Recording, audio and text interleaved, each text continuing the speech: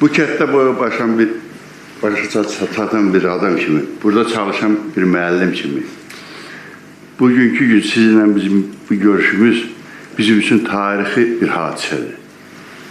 Sizin uğurlu siyasətiniz nəticəsində, qəhrəman oğullarımızın şücaəti nəticəsində bu doğma torpaqlarımız bizə qayıtdı.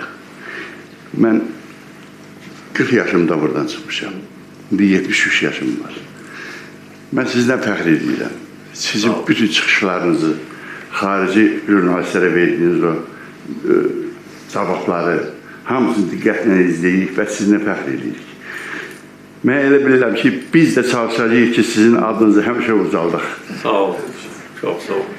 Mübarizə aparırsınız.